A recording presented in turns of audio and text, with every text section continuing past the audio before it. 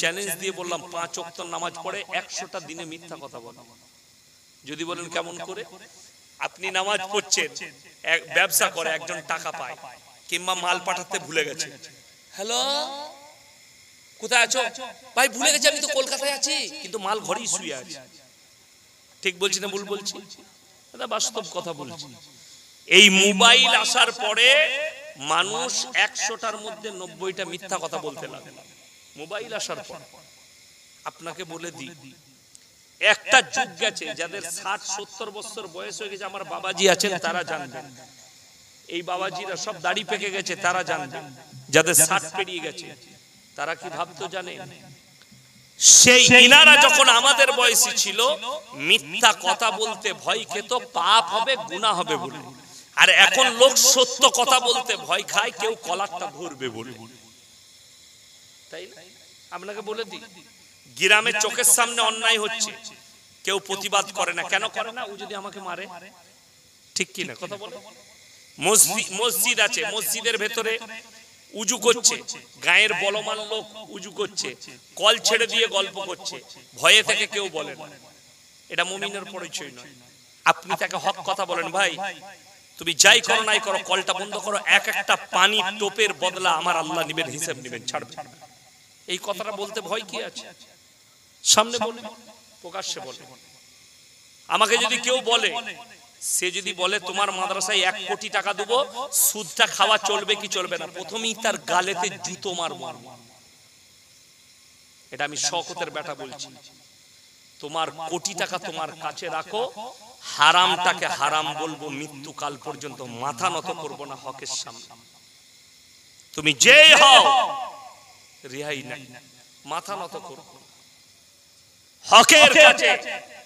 সবাই মাথা তুলে দাঁড়ান, না হকের কাছে মাথা তুলবেন, হককে মেনে নিবেন। সকলে জোরে বলুন ইনশাআল্লাহ। কেউ যদি না হক কথা বলে আপনি প্রতিবাদ করুন, আমি বলছি আল্লাহ আপনার সাথে থাকবে। ওই জন্য আমার ভাই, এই 3টে দেশে ইমাম মেহেদী প্রকাশ পাবে না। 1 নম্বর আলামত ইমাম মেহেদী প্রকাশ পাবে। 2য় নম্বর বড় আলামত, দাজ্জালের অভিভাব চলবে। দাজ্জালের প্রমোট শুরু হয়ে গেছে, জানেন তো? প্রমোট মানে জানেন? শিক্ষিত ছেলেরা জানে। তার প্রচার শুরু হয়ে গেছে। কারা করেছে? ইহুদিরা শুরু করে দিয়েছে। ইসরায়েল, আর্জেন্টিনা, ব্রাজিল, যেগুলো ইহুদি দেশ আছে, এরা কিন্তু প্রচার শুরু করে দিয়েছে। দেখবেন ফুটবল বিশ্বকাপ হলো কাতারে, হয়েছে না হয়নি? অনেক আমাদের যুবক আছে ফুটবল প্রেমী যুবক ছেলে, সেই ভাই দিকে বলি, যারা মেসির ফ্যান আছো তারা শোনো, কিয়ামত হাদিসে আছে, যার সঙ্গে যার মহব্বত তার সঙ্গে তার কিয়ামত। তুমি মেসিকে ভালোবাসার, মেসি তোমাকে ঘৃণা করে। তুমি নেইমারকে ভালোবাসো, নেইমার তোমাকে ঘৃণা করে, তোমার উপরে বিদ্বেষ রাখে, তোমার জানা নাই। কেন? তাদের শরীরে টাট্টু ছিল, টাট্টু এখনো আছে, এক চোখের টাট্টু, ওটাই হচ্ছে দাজ্জালের প্রমোট। দাজ্জালের টাট্টু একে তারা প্রমোট করছে, মানে তার প্রচার শুরু করে দিয়েছে। এখন থেকে দাজ্জাল আসবে, দাজ্জাল হবে তাদের অভিভাবক। কাদের? বেঈমান কাফেরদের অভিভাবক হবে দাজ্জাল। এই দাজ্জালের অভিভাব ঘটবে। হযরতে ঈসা মাসিহকে আল্লাহ পাঠাবেন। আসরের নামাজ একটা রিওয়ায়েতে আছে, আসরের নামাজে ইমাম মেহেদীর জামানায় নামানো। অনেকে বলেছে ঈসা মাসিহ জন্মগ্রহণ করবে, এই রিওয়ায়েতটা ভুল। হযরতে ঈসা মাসিহ কোন মায়ের পেটে জন্মগ্রহণ করবেন না। হযরতে ঈসা মাসিহকে আল্লাহ ডাইরেক্ট নামাবেন, আসমানে আছে। জোরে বলুন সুবহানাল্লাহ, বিসমিল্লাহ, আলহামদুলিল্লাহ। কেন নামাবেন? ঈসা মাসিহ অলরেডি জন্ম নিয়েছে। জন্ম নিয়েছে না নাইনি? আমাদের রাসূলের আগে ঈসা মাসিহকে আল্লাহ দুনিয়াতে পাঠিয়ে দিয়েছে। তার কওমের কাছ থেকে আল্লাহ তুলে নিয়েছেন তার অত্যাচারের কারণে। এইরকম আর একজন নবীকে আল্লাহ তুলেছেন তাদের কওমের কাছ থেকে। আমার ভাই, ঈসা মাসিহ নামবেন, 40 বছর জীবন যাপন করবেন। কত বছর বললাম? 40 বছর। তারপরে কিয়ামত সংগঠিত হবে, পশ্চিম দিকে সূর্য উঠে যাবে, মানুষের আমলের দরজা বন্ধ করে দেওয়া হবে, আর আমল কোনো কবুল হবে না। তারপরে কিয়ামত সংগঠিত হবে। এতগুলো আলামত সব চলে এসেছে তো নাকি? মোটামুটি সেই মৌলবীর বুঝা দরকার ছিল, আলামত গুলো একটাও আসেনি। আমি কোন ভাষায় বলছি? মানুষকে ভয় খাওয়াচ্ছি, মানুষকে বিভ্রান্ত কি করে করছি, তাদের বুঝা দরকার ছিল। তা বুঝে বলাটা ভুল হয়েছে। ছোট ছোট আলামত আসতে শুরু করেছে, এই কথাটা আপনি বলতে পারেন। যেমন নবীজি বলেছে মসজিদের ভেতরে দুনিয়াদারির কথা হবে ছোট আলামত। এখন হচ্ছে না, হয়নি? আলু বিক্রি করেছে মসজিদের ভেতরে, জুম্মার দিনে বলছে ক বস্তা আলু বিক্রি করলি তুই? আলুর গল্প মসজিদের ভেতরে চলছে, ধানের গল্প চলছে, এটা কিয়ামতের আলামত। শুধু তাই নয়, রাগ করেন না, কিয়ামতের আরো একটা আলামত এসে গেছে। ছোট আলামত এগুলো কি? শিক্ষিতরা বসে থাকবে, ছোট লোক চামার অমানুষ তারা দেশ চালাবে, কিয়ামতের আলামত। এটা কিয়ামতের আলামত। তৃতীয় নম্বর, রাস্তাঘাটে কুকুরের মতো ছেলে মেয়েরা জিনা করবে, ব্যভিচার করবে। সমাজের বুকে জিনাটা আম হয়ে যাবে, লোক রিলেশনশিপটাকে আম ভাবে নিয়ে নিবে। এখন নিচ্ছে, এসে গেছে। লোকের বউকে নিয়ে পালিয়ে ঘর করছে, সমাজ তাদেরকে অ্যাকসেপ্ট করেছে না করেনি? আপনাকে দেখিয়ে দেব, আমার গলসি থানায় চলুন, আমি আপনাকে দেখিয়ে দেব। লোকের বউকে নিয়ে পালিয়ে এসছে, হালাল না হারাম জানি না, আমি বলছি এরকম মানুষ যদি কোনো গ্রামে থাকে, মসজিদ থেকে বঞ্চিত করুন, কবরস্থান থেকে বঞ্চিত করুন, মসজিদের গ্রামের প্রত্যেকটা ইসলামী কাজ থেকে তাকে বঞ্চিত করুন। যেহেতু সে জিনা করছে, প্রকাশ্যে জিনাকারী কখনো মুমিন হতে পারে না, তাকে অ্যাভয়েড করুন। সে যে বাপেরই শক্তিশালী হোক, গ্রামের লোক একজোট হন। আগে জানতে হবে একটা বিধবাকে বিয়ে করা হারাম নয়। হারাম কি? কেউ যদি হারাম বলেন সে পাপ করবে। বিধবাকে বিয়ে করাটা হারাম নয়। কোন স্বামী তাকে তালাক দেয়নি, অথচ তার বউকে নিয়ে পালিয়ে এসে হালাল মনে করে ঘর করছে অন্য ছেলে, এটা হচ্ছে হারাম এবং জিনা করা। আমাদের সমাজে চলে এসেছে। কোথা থেকে এলো? বেঈমান কাফেরের কাছ থেকে। ওই জন্য তো এত অত্যাচার আসছে আপনার উপর।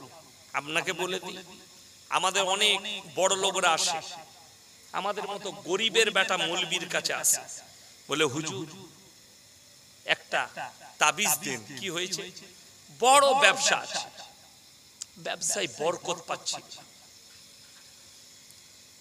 এক মাস আগে একটা ছেলে ফোন করেছে, হুজুর আমার ব্যবসায় বরকত নেই, কি করতে হবে বাবা? বলে কি করে বরকত আসবে? আমি ক টাকা ইনকাম করিস দিনে? 700 টাকা। যদি দিনে 700 হয়, 3 7 কত বাবা? 21,000 টাকা মাসে। আপনাদের ইমামের বেতন কত? কথা বলে না?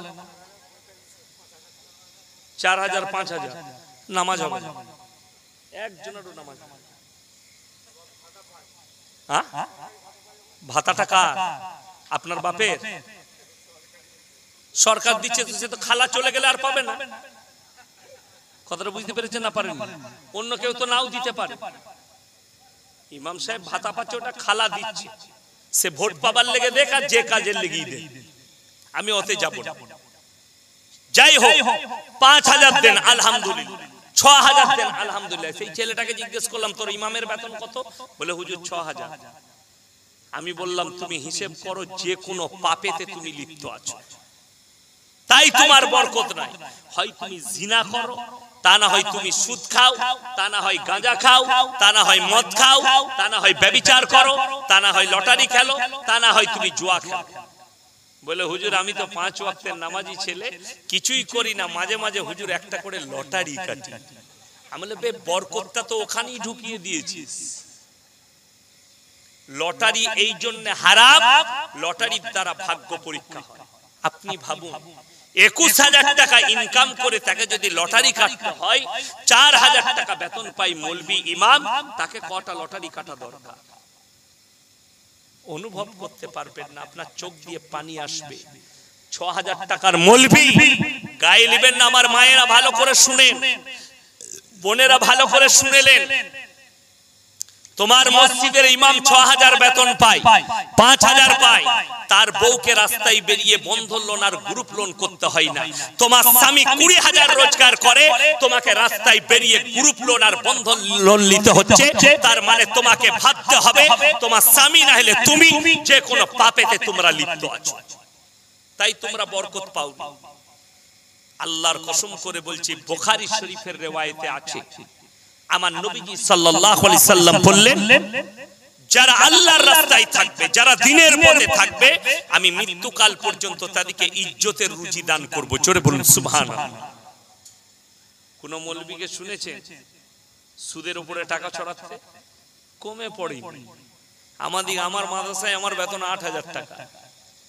চলুন জিজ্ঞেস করুন আমার এলাকার লোককে আমি কটা লটারি কেটেছি। নাউজুবিল্লাহ, আস্তাগফিরুল্লাহ, আল্লাহ মাফ করুক, আল্লাহ মাফ করে দেন। কি করে আপনি কাটে? যারা মনে করে টাকায় সুখ আছে, টাকা ছাড়া সুখ পাওয়া যাবে না, তাদেরকে বলবো একবার খালি জেলে গিয়ে পার্থ বাবুকে জিজ্ঞেস করে আসুন, স্যার টাকায় কত সুখ? উনি বলে দিবেন, তোমাকে ঝাঁটা করে মারবে, বেরোবে। অনুব্রত বাবু তেহার জেলে আছে, তাকে জিজ্ঞেস করে আসুন। টাকায় কখনো সুখ পাওয়া যায় না। টাকায় যদি সুখ পাওয়া যেত, বিবির জন্য গিফট করেছিল তাজমহল শাহজাহান বাদশা, আল্লাহ তাদের অস্তিত্ব মিটিয়েছে, কিছুই নেই। ফিরহাদ হাকিমের মা মরে গেলে জানাজার নামাজটা কে পড়াবে? মদন মিত্র তো নাকি, হ্যাঁ না মমতা খালা? কে পড়াবে? 6,000-এর মৌলবি পড়াবে। জোরে বলুন সুবহানাল্লাহ।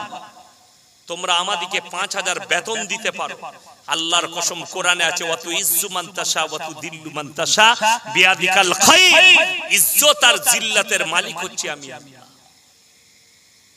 আপনারা কি খাবেন জানি না, আমাকে বাবুরা দস্তরখানে দেশি মুরগি, মাছ আর কি আর বলবো না, কি বলে অনেক কিছু খাওয়াইছে, নাস্তায় অনেক কিছু দিয়েছে, যেটা পছন্দ লেগেছে খেয়েছে। চাই না, আল্লাহ দস্তরখানে উলামাদের খাবার দিয়েছে। তুমি ভেবে দেখো, আল্লাহর কসম করে বলছি, দ্বীনের পথে থাকো, সব থেকে দামি খাবার দস্তরখানে আল্লাহ পৌঁছাবে তোমার। তবে আল্লাহর রাস্তায় থাকো, একবার থেকে দেখো। হালাল রুজি ইনকাম করুন, 50 টাকা যদি হয়, আল্লাহর কসম বলছি তুমি 5 লাখের মতো বরকত পাবে। আর হারাম যদি হয়, সুদের টাকা হয়, লটারির টাকা হয়, 1 কোটি থাকবে, তুমি 1,000 কোটির মতো বরকত পাবে না, তুমি 1 টাকার মতো বরকত পাবে না, তোমার জীবনে সুখ পাবে না। টাকায় সুখ হলে জিজ্ঞেস করে এসো না বড়লোক দিকে, যারা মনে করছেন টাকা থাকলে সুখ পাওয়া যায়। বর্তমানে যতগুলো কোটিপতি আছে, সকালবেলায় তারকেশ্বর কাছে না দূরে? কাছে ক কিলোমিটার হবে? 17, 20 ধরে। ফজরের পরে একবার চলে যাবে, ওই তারকেশ্বর রোডে না 100টা বড় লোক আর কোটিপতি আন্ডার প্যান্ট পরে ছুটে প্রত্যেক দিন। কি হলো বে? বলছে সয়সু গয়কার র। কি সুগার? ডাক্তারে বলেছে 3 কিলোমিটার হাঁটবি, না হলে মরে যাবে। সকালবেলায় উঠে হেঁটে সুগার কমছে। অনেকজন আবার ভয়ে নিজের বউকে সাথে লিচো, ও তুমি মোটা হয়ে গেছো, হাঁটো। বউ হাঁটছে, হাঁট। শুনেলেন? জিজ্ঞেস করুন চায়ের দোকানে যাদের সুগার হয়েছে, তারা গিয়ে বলে সুগার ফ্রি চা দাও, বিনা চিনির চা। তাকে জিজ্ঞেস করুন, ভাই বিনা চিনির চাটা ভালো লাগে? কি বলবে? মারাত্মক লাগে, খেয়ে দেখ। আর আমি বলছি ছাগলে মুখ দিবে না, ওটা সুগার হয়েছে বলে ভালো লাগছে। সুগারটা আমি কেন বলছি শুনেন, ওটা আল্লাহ দিয়া নিয়ামত। রোগটা খারাপ নয়। রোগটা কি? তাড়াতাড়ি বলুন, এ কথা বলে না। আল্লাহ দিয়া নিয়ামত রোগটা। আমি আপনাদেরকে বুঝাচ্ছি কি, করোড়পতি হবে, 100 কোটির মালিক হবে, পুরা রুটি খেতে হবে। এটার নাম হচ্ছে তকদির, এটার নাম হচ্ছে মালিক আল্লাহ। টাকা থাকলে খেতে পাবে, এটার কোনো মানি। টাকা থাকলে সুখ পাবে, এটার কোনো মানি নাই। 1000 কোটির মালিক জেলের কুঠরিতে শুতে হবে। কি বলছেন? আমরা আপনারা খবর দেখলেন, খবর দেখেছেন 2000 কোটি টাকার মালিক দুর্গাপুরের ব্যবসায়ী রাজু ঝা আপনার গুলি করে ঝাঁঝরা করে দিলে। কোথায়? শক্তিগড়ে। 2000 কোটি রয়ে গেল, তার সন্তানরা তার মালিক, তার অস্তিত্ব মিটে গেল দুনিয়া থেকে। ঠিক কি না কথা বলে? হাজারটা দৌড়ের বাড়ি নবাব সিরাজউদ্দৌলা মুর্শিদাবাদের লালবাগের মাটিতে ঘর দাঁড়িয়ে আছে। মানুষ গিয়ে খালি দেখছে ঝাড়বাতিটা কেমন ছিল, দরজাটা কেমন ছিল, তার ऐश ও আরাম কেমন ছিল। আল্লাহর কসম, আল্লাহ তাদের অস্তিত্ব মিটিয়েছে। তোমার বাড়ি, তোমার মাল, তোমার জমিন, তোমার জায়গা, তোমার সম্পদ নিজের জায়গায় থেকে যাবে আলমারিতে, তোমার টাকা থেকে যাবে, সোনা থেকে যাবে। মৃত্যু হলে তোমাকে কবরে খালি কাফনটা পরিয়ে শুইয়ে দিয়ে আসবে। তোমার জীবনের মূল্য কতটা রইল? ওই জন্য কোরআনে আছে ওমাল হায়াতুদ দুনিয়া ইল্লা মাতাউল গুরুর। তোমাদের জীবনটা সম্পূর্ণ ধোঁকা। আপনি ধোঁকায় আছেন, ধোঁকার মধ্যে পড়ে আছেন। ধোঁকাটা কাটবে কখন? মৃত্যু যখন তোমার কাছে হাজিরি দিবে, তোমার ধোঁকা কেটে যাবে। মৃত্যু যখন হাজিরি দেবে, আল্লাহর কাছে দোয়া করবেন, আল্লাহ ঈমানের সঙ্গে কালমার সঙ্গে মৃত্যু দাও। সকলে জোরে বলুন আল্লাহুম্মা আমিন। যেখানে মৃত্যু দিও ঈমানের সঙ্গে আর কালমার সঙ্গে মৃত্যু দিও, আল্লাহ এমনি মৃত্যু দিও না।